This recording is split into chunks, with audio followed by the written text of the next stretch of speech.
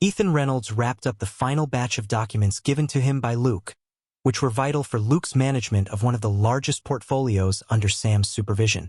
This portfolio contained the assets of Noah Parker, a billionaire investor and entrepreneur affectionately known as Noah. Noah thrived on leveraging his wealth for aggressive acquisitions, buying stocks to take control of companies. Once he achieved this, Noah's strategy was to divest rapidly to boost the value of his investments and attract the involvement of other trusting investors, regardless of the damage inflicted on those who got hurt along the way.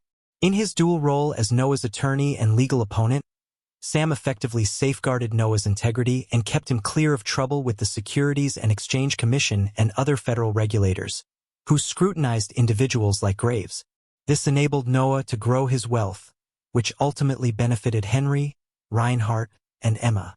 Meanwhile, Luke was also making progress in managing portfolios for his other clients, with the aim of securing complete control within the next 2 weeks. This would mark the conclusion of a 3-month transition period to transfer all of Sam's clients, except for a select few who were considered special. Only Luke, Zoe Mitchell, and Emma were aware of Sam's impending retirement.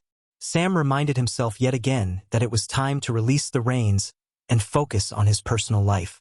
As one of the founding partners of the firm, alongside Zoe and Emma, they had transformed it from a small storefront law practice into one of the largest and most influential firms in Columbus, Ohio. However, this success had taken a toll on Sam's personal life, straining both his marriage to Emma and their family. Having just celebrated their 20th wedding anniversary last month, Sam and Emma were parents to 2 children, 19-year-old Mark and 18-year-old Lily, both thriving in their college pursuits. Despite the material comforts that surrounded them, Sam recognized that Emma's lack of interest in their intimate life was a significant concern. While Sam's desire for intimacy remained strong, Emma attributed her reduced libido to a temporary phase, assuring him that she would address it with her doctor during her next checkup, which had already been almost a year ago. Their romantic life showed no signs of improvement, and in his frustration, Sam chose to let the issue lie without further discussion. What troubled him was Emma's frequent visits back to her hometown of Mansfield, Ohio. She claimed these trips were necessary due to her mother's deteriorating health and her sister Mia, who lived there and needed support. Both women still resided in Mansfield, and Mia, who was divorced and alone, greatly appreciated Emma's company. During these visits, Emma felt it was the least she could do to provide relief to Mia and offer her some time off. These trips had started 6 months ago and had escalated to a bi-weekly occurrence, with Emma leaving on Thursday morning and returning late Sunday night. She stayed in touch by calling every evening at 9 o'clock and ensured her cell phone was always available. However, this meant that Sam spent 3 or 4 days alone every other week, a situation he had come to dislike. Emma had departed that morning for her latest trip, leaving Sam by himself once again. Despite his disappointment, he had told her he was preparing a big surprise, which would be ready in a couple of weeks. He even tried to pique her interest by mentioning Zoe's involvement, hoping that her curiosity, or perhaps a hint of jealousy regarding Zoe, would make her stay and uncover the secret. Emma displayed minimal interest, and Sam, not surprised, let it go as he left her to finish packing. After exchanging their usual farewells, Sam headed to work, fully aware that she would be leaving shortly. Later that day, he closed up his office, chatted with Sophie, his secretary, and made his way down the carpeted hallway to Zoe's office for a brief conversation before heading home. He knocked once and pushed the door open, a habit that was accepted by all partners who were accustomed to his unannounced visits. Sam greeted Zoe and suggested that they wrap up work for the day, offering to treat her to a drink. Zoe expressed her hesitance about returning to an empty house. Another colleague, Alex, was waiting for her as they had planned to attend their son's school play, where Alex Jr. had landed the lead role in Pirates of Doom. Sam teased Zoe about the play but acknowledged that parents often viewed their children's performances through a biased lens. Zoe chuckled in agreement. At 46, happily married for the last 10 years, she reassured Sam about the project's progress and declined Luke's assistance, noting that everything was running smoothly. Concerned about Sam's upcoming retirement, Zoe expressed her desire to persuade him against it, emphasizing that he had been the driving force behind the firm's success. Sam complimented Zoe on her contributions and reassured her that she, along with Emma and the younger team members, would continue to thrive. He praised the younger generation's commitment, particularly highlighting Luke and hinting at the possibility of offering Claire Brooks a partnership in the future. Zoe mentioned that she liked both Luke and Claire and added that Arjun would also be at the upcoming party. Sam welcomed Arjun and wished Zoe good night, planning to see her the following day. As Sam drove to his estate home in the suburbs of Columbus, he appreciated the 5-acre lot that housed the just over 5,000 square foot residence. The property boasted a hot tub flowing into a pool, a cabana, 2 tennis courts, and a spacious garden filled with flowers and flowering shrubs, providing visual delight throughout the summer and into the fall. With the kids now grown, Emma had let go of the cook and maid, leaving the house feeling largely empty. Acknowledging that it was too large for just the two of them, Emma agreed they had not committed fully to it but suggested it was time to think about downsizing to a smaller space. "Perhaps we should give it a couple more years," she had proposed. Sam parked in the 4-car garage and entered the kitchen, where he placed a frozen dinner in the microwave before changing into casual clothes for the evening. As he headed back downstairs, he heard the landline ring, hoping it was related to one of his advertisements since it was too early for Emma to be calling. Upon answering, he was pleased to discuss his boat, a 32-foot powered sailboat that he moored at Lake Erie during the summer and fall, storing it at a facility on the lake for the winter. After a fruitful conversation with someone who had taken the boat for a trial run, with the marina owner covering for Sam, the deal was successfully wrapped up. They agreed to send a cashier's check for the specified amount to a post office box number that Sam provided. Once the check arrived, the title to the boat would be ready at the marina. The buyer had already reviewed the title during their trial run, ensuring everything was in order.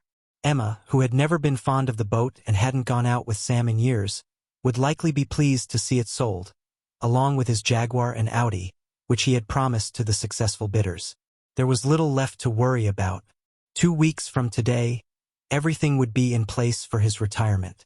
The house might take time to sell, but by then, Sam and Emma would be in the smaller bungalow ready for showings.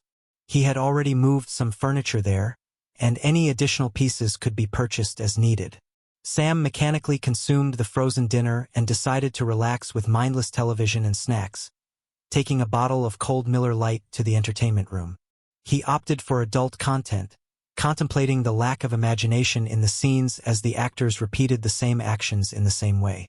The movie failed to arouse him enough to take matters into his own hands.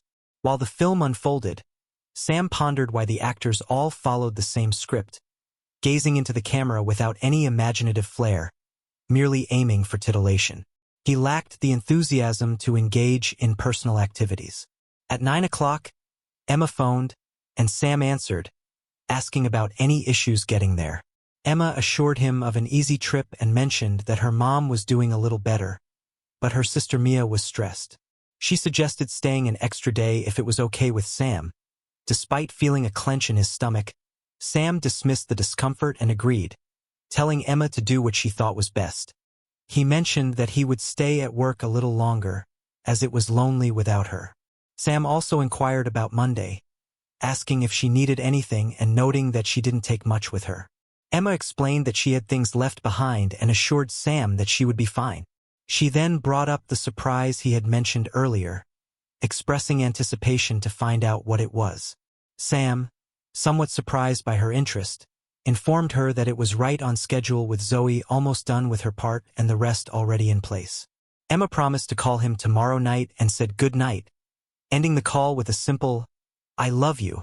Observing Emma's eagerness to end the calls quickly, Sam noted that she didn't reciprocate his "I love you" with more than a good night. Despite this, he smiled, attributing her quick endings to her potential busyness with her mother. Sam then reflected on Emma's family dynamics, noting the dysfunction and his own lack of fondness for her mother and sister, Mia, who had been divorced for cheating. So, the rest of my weekend alone continues, Sam thought to himself. To occupy himself, he called the kids and talked with them for an hour or more, reminding them of his summons for them to come down in 2 weeks, and then just let himself go. He fell asleep on the couch and woke during the middle of the night with a stiff neck. He went to bed and slept without dreams. That was unusual, but Sam welcomed it. Lately, his dreams had not been pleasant. The next 2 weeks passed as normal, with Sam working to finish all his cases and make sure Luke was up to speed on all of them. He spent most of that second week calling his clients and letting them know of his pending retirement. They were, for the most part, happy for him and willing to work with Luke. A few wanted assurances from either Zoe or Emma, and he made sure they were contacted right away. Things were all in place by that final Thursday when Emma left for Mansfield. Sam had managed to keep his pending retirement secret from Emma as planned. She rarely asked about his work anymore, so it was not much of a problem.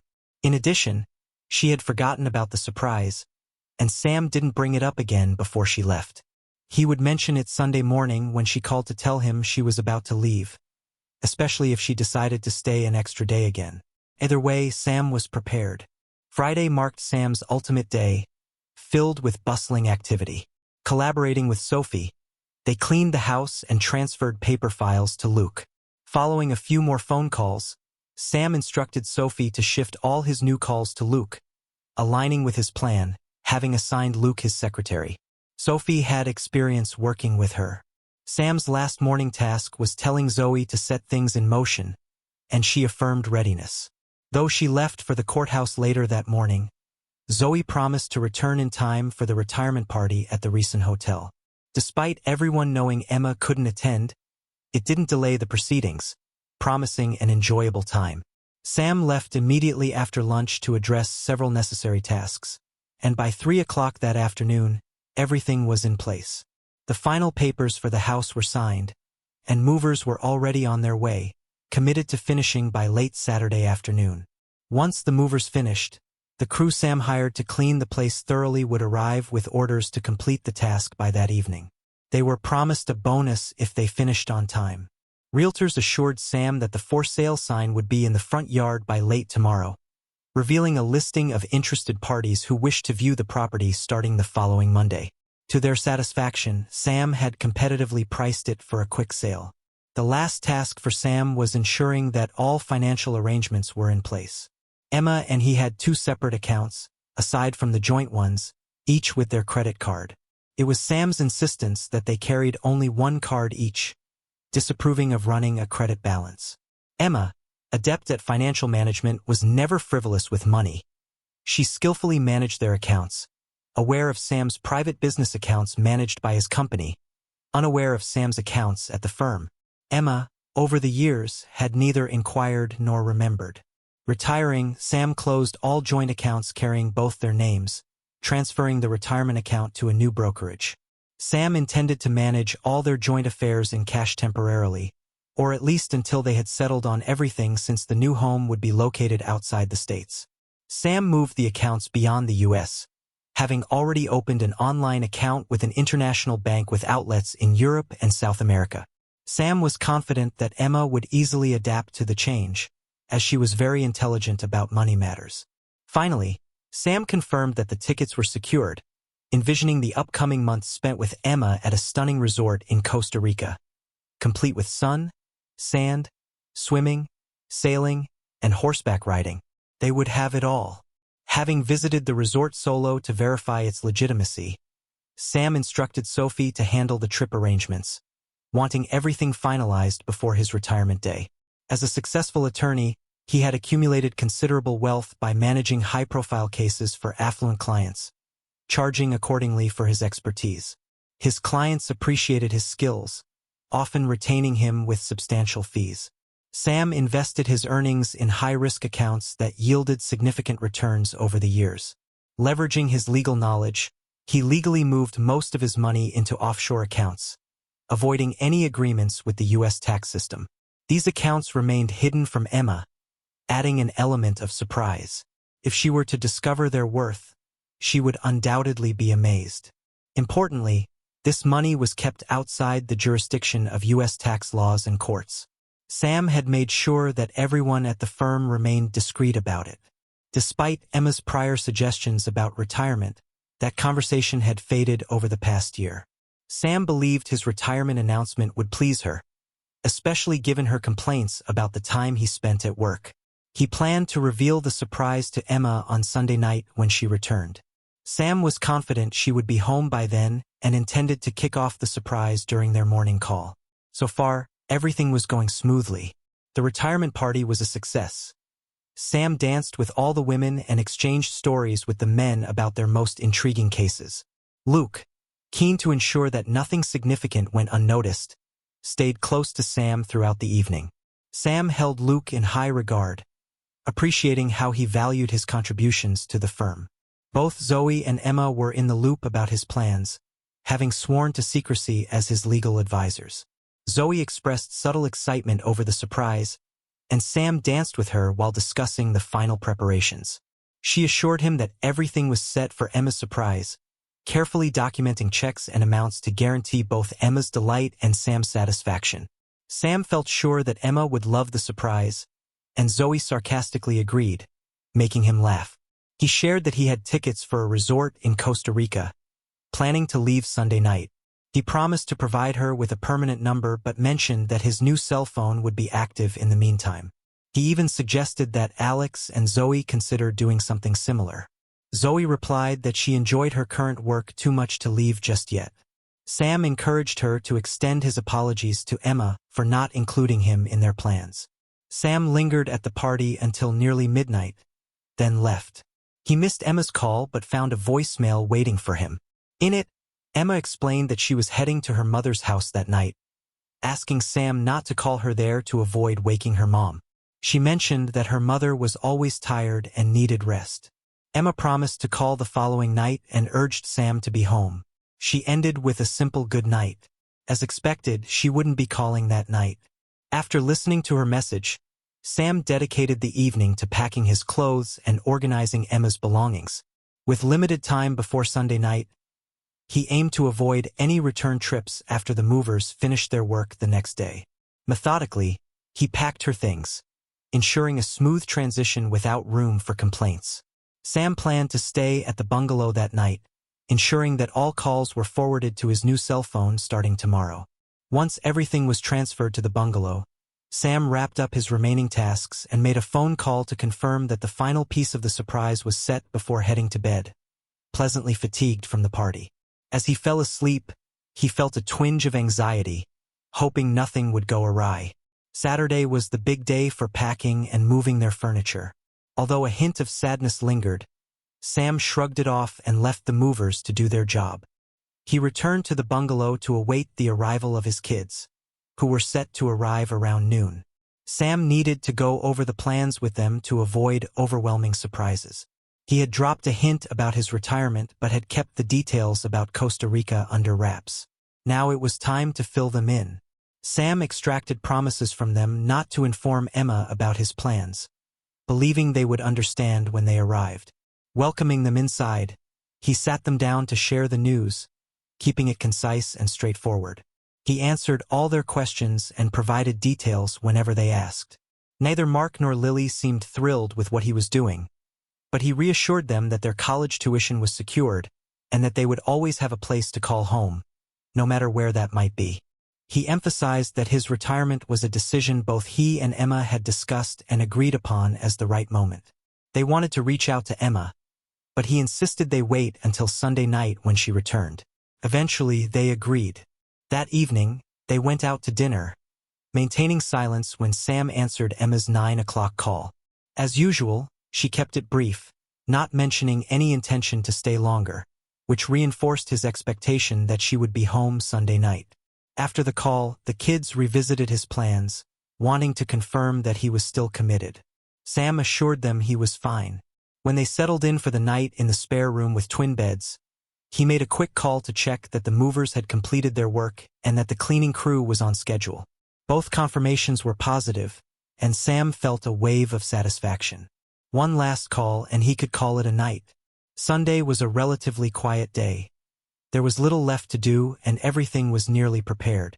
Sam checked the house and found everything in order. The movers and cleaners had left the place spotless, ready for showings. He drove back to the bungalow and settled in, waiting for Emma's call to let him know she was ready to head home. He anticipated her call between 10 o'clock and 10:30, as usual. The kids had gone out to spend time with friends from home, leaving Sam alone when Emma finally called. He picked up on the first ring, his nerves on edge as he asked her if she was ready to come home. Emma's response caught him off guard. She explained that she was just starting to head back and wanted to stay a few more days to give her sister, Mia, extra time for some tasks. There was a strain in her voice, as though she expected him to object. Sam was acutely aware that he wouldn't appreciate her request, and for the first time, he felt a wave of anger surge within him, the frustration he had suppressed for months threatening to break free. She wanted to linger a few more days? Why? Deep down, he already knew the answer. He had been aware of her infidelity for over 3 months, long enough to begin plotting his surprise. Now was the moment to unveil everything he had meticulously planned. As this realization hit him, Sam's anger burst forth, a torrent he could no longer contain. It made speaking without yelling nearly impossible. He sarcastically suggested that he didn't mind her extending her stay, alluding to her lover, Ryan. He confronted her about her relationships with both Ryan and another man, Max, expressing his hurt. His voice escalated with rage as he struggled to keep from shouting. Sam accused her of maintaining these affairs for the past 6 months, revealing his frustration at having to pretend everything was fine. Silence followed, punctuated only by a sob from Emma before the line went dead. Staring at the phone in his hand, Sam felt as if it were a snake poised to strike. He realized that Emma had hung up on him, an unexpected turn of events. He set the offending device down on the table, his hand trembling with residual anger. She had hung up, leaving him with no outlet for his pent-up frustration. Slumping into a chair beside the table, his phone rang sharply, breaking the tense silence. He blinked at it in confusion as the sound echoed off the walls. The disposable phone he had bought for this purpose continued ringing, as it lacked voicemail. Finally, he answered, barely managing to utter a yes. The surge of anger that had fueled him fizzled with Emma's abrupt exit. Now he felt numb, hollow inside, overwhelmed by the pain he had been stifling. With his plan of action suddenly stripped of its cathartic outlet, he found himself helpless against the piercing heartache gripping him. Mia's angry voice burst through the tiny speaker, urging Sam not to hang up and expressing her concern for Emma, who she described as a wreck, nearly hysterical.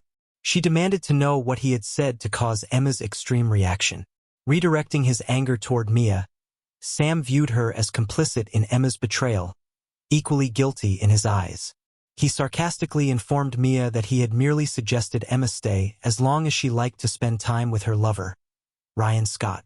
Sam accused both her and Emma of being involved with Max Stinson and Ryan, detailing their secret meetings at a motel. As he restrained himself from yelling at Mia, he dismissed her pleas for him to let Emma explain. Mia attempted to defend her sister, insisting it was not as Sam imagined and labeling it a stupid mistake for which she was also at fault. She begged Sam not to do anything rash, urging him to wait for Emma to talk to him. But Sam remained resolute, revealing that someone would be present when Emma arrived, though it wouldn't be him. He accused Emma of discarding their marriage, insisting that she wanted to continue her affair with Ryan, despite Mia's desperate entreaties. Sam informed her that he had already shared the situation with their children, including the weekends when Emma claimed to be caring for her mother. He added that the children had taken the news surprisingly well. In response to Mia's frantic pleas for hope and reconsideration, Sam reiterated that it was Emma and Mia who had forsaken their family.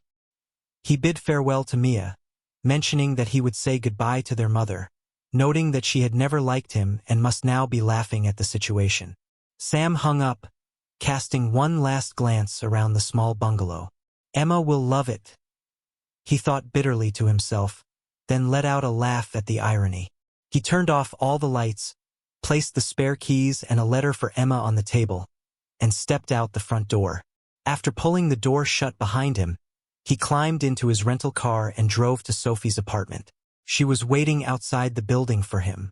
As he pulled up, he exited the car, loaded her 3 suitcases into the back, and held the door open as she climbed in.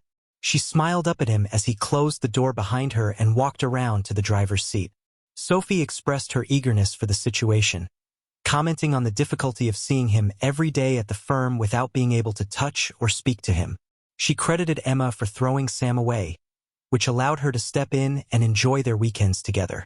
They drove away from the memories of Emma, and Sophie revealed that when she had called Sam to ask if he minded her staying a few more days, she had a strange feeling it might not be wise. She recounted her conversation with Mia, who had laughed at the idea of spending more nights with Ryan and Max. Sophie admitted to feeling a twinge of guilt when reflecting on her time with both men, but that guilt quickly faded in the heat of her lustful thoughts. She described a thrill of excitement coursing through her as she recalled the moments spent with Ryan and Max. I shuddered briefly before picking up the phone. The conversation began as it usually did, with Sam asking if I was coming home. He sounded so normal, reminding me of a world he knew nothing about. That thought gave me the courage to pursue what I truly desired. I decided to ask him if he would mind if I stayed a couple more days. I glanced at Mia as I made my request, and her reassuring grin confirmed that I was doing the right thing. As I anticipated his typical response encouraging me to do what made me happy, I reassured myself that Sam wouldn't mind, and he would never discover what I was really up to. I would protect him from that knowledge because it would hurt him too much. I loved Sam. That was genuine. However, the spark that once ignited our lovemaking had faded, and I had found a new outlet that allowed me to continue loving my husband while also enjoying intimacy with someone else. With him, I had uncovered a wild side to myself that I never expected to find. I was utterly swept up in the illicit pleasure he provided. I felt proud of myself, and my own pleasure fueled my desire to spend just 1 or 2 more nights with Ryan and Max. I was already imagining the excitement of our upcoming rendezvous, and warmth spread through me at the thought. But then, those words came out of the speaker, hitting me like a punch to the gut and shattering my world. Sam questioned why he should mind if Emma wanted to spend more nights with her lover, Ryan. He brought up her involvement with both Ryan and another man, Max, and expressed his uncertainty about how long this had been going on. He conveyed frustration, feeling as if he had been expected to pretend it was nothing. I could only remain silent, unable to respond to Sam's accusations. I felt frozen in fear and panic. I slammed the phone down and let out a loud sob, just one. It was all I could manage before the reality set in. Oh God, he knew, and my life as I knew it was over. I was about to lose the only man I ever loved. I had to get home. I needed to leave immediately to catch him before he could do anything drastic. I grabbed my car keys and dashed out of Mia's kitchen. Starting my car, I backed out of her driveway and turned toward the interstate, determined to get home. The drive usually took me 3.5 to 4 hours, but now I was pushing my car to its limits. I ignored the threat of police patrols on the interstate and disregarded speed limits. I had to get home before Sam had a chance to leave me. I needed to tell him that I loved him and that I was a fool. I had acted stupidly and selfishly, but it didn't mean anything to me. Ryan and Max were already out of my life. I would never see them or Mia again. I would assure Sam that I would give up everyone else if only he would stay with me. Rehearsing the words I would use to convince him not to throw me away, I recalled how I had been seduced by Mia and her lifestyle. The lack of desire in our lovemaking had been a concern. One she told me would vanish if I allowed myself to indulge with someone who didn't demand anything from me. She convinced me that this would reignite my passion, benefiting Sam in the end. I was merely trying to rediscover my drive, but I had been seduced by the thrill of something forbidden. It would rejuvenate me, and I would carry that renewed passion back to my marriage bed. I felt certain Sam would understand. He had to. 100 miles later, I contemplated the question Sam would ask. Why hadn't any of that lust carried over? Why had we not made love in the 6 months since I began my affair? That question lingered in my mind, and I needed to find an answer. I was still searching for words to explain that when I pulled into the driveway of our home. I was surprised to see 4 cars parked there. I recognized the 2 belonging to my children and felt a wave of confusion wash over me. Then dread crept in, wrapping around me like a heavy blanket. I maneuvered my car onto the grass and slid to a stop. Clambering out, I rushed toward the house. But I spotted a man stepping out of one of the unfamiliar cars, moving to intercept me at the front door. Ignoring him, I reached for my keys, but he tried to stop me. I pushed him aside and slid my key into the lock, but it didn't work. I tried again, repeatedly, but the door remained stubbornly shut. Frustrated, I threw the keys onto the porch, held my face in my hands, and began to cry. I turned back to the door and pounded on it with my fists until the pain forced me to stop. Looking around, I saw the man still standing there. He asked me if I was Mrs. Ethan Reynolds, to which I nodded. He handed me an envelope and said in a low voice, "You are served, madam." Then he handed me a smaller envelope, explaining that it contained the keys to my new residence. The address was inside, and the property was mine without any burdens. He continued, stating that the deed and necessary information were included. I took both envelopes, staring at him in shock. My mind was a fog of sadness and pain. He reached into his coat pocket and presented me with another envelope, a legal-sized white one. This contains several checks amounting to the current savings and checking accounts, which have been closed. This house has been listed for sale, and the proceeds will go to you once the sale is completed. All of this is included in the divorce statements, and the terms are spelled out very clearly. He closed his briefcase and prepared to leave, pulling out a business card. In case you have forgotten, this is the name of your husband's attorney. After delivering the information, he walked away and got into his car. He spoke briefly to the person in the other car before backing out and driving away. I stood there, stunned, clutching the envelopes he had handed me. I glanced down at the business card and saw the name Zoe Mitchell. A bolt of anger coursed through me at the sight, but it quickly dissipated. I knew that Zoe was a problem only in my mind. Over the years, I had used her as a wedge to make Sam feel guilty. But I was beyond that now, though it didn't ease my discomfort as I saw her walking toward me. "Hello, Emma. You don't look so well today. I just wanted to give you a heads up. Sam asked me to handle things in his absence, in case you were wondering and had lots of questions. I can provide you with some answers. First, Sam retired effective Friday. We all had a party for him. It was a great celebration, and many people came to see him off. Too bad you missed it, but then you had other things that were more important, didn't you? Second, this house has been handed over to a realtor for sale. You signed a power of attorney some time ago, and Sam used it to transfer the title into his name. But don't worry, all the proceeds are for you.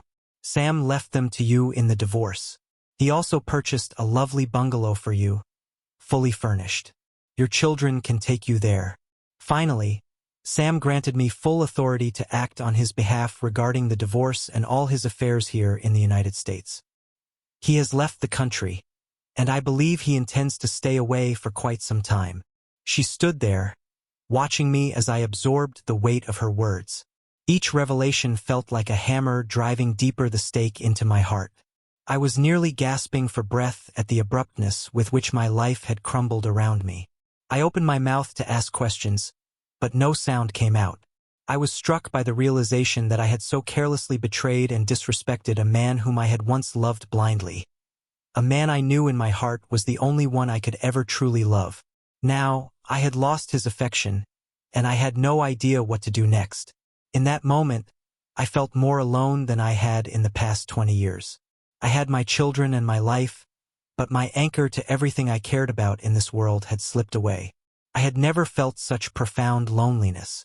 I cannot understand why you did this to Ethan, Emma.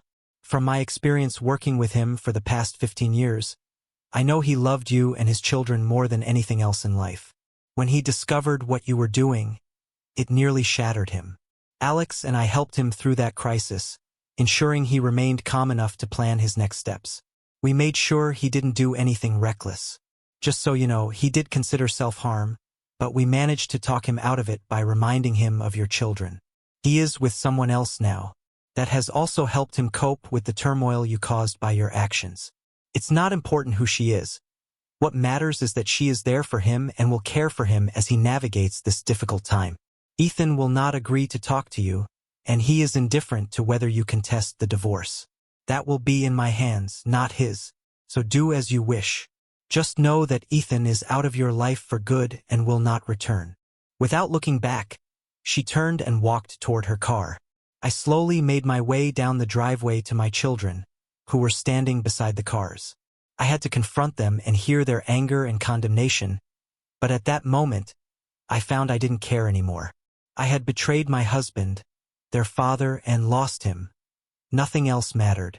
Their anger would not hurt me more than the truth Sam had spoken earlier that morning. God, how it hurt. His words were merely the reality as he saw it. As I reached Mark and Lily, the weight of my grief brought me to my knees. Mark bent down and helped me up, but his face showed no concern. As I looked into his eyes, I saw anger, disgust, and disappointment, but not a trace of compassion. That hurt more than I could bear, and I began to sob. Instead of comforting me, my daughter stood before me with her arms crossed over her chest, her expression mirroring her brother's. I had told myself that I couldn't hurt any worse after losing Sam in my marriage, but the looks on my children's faces conveyed their judgment of my actions, and it felt even worse. I cried for everything I had lost as my children watched silently. They offered no comfort. I realized I had lost them too. Turning one last time to look at the home Sam and I had purchased to build our family, I felt a deep sense of love for that house. It had always filled me with pride to return home, but now that pride was gone. Everything was lost. My husband, my marriage, my children's love, and the home we had shared. What had I done? Why had I never considered the consequences of my actions? Why had I overlooked that? I understood now. Consequences are a cruel wrench.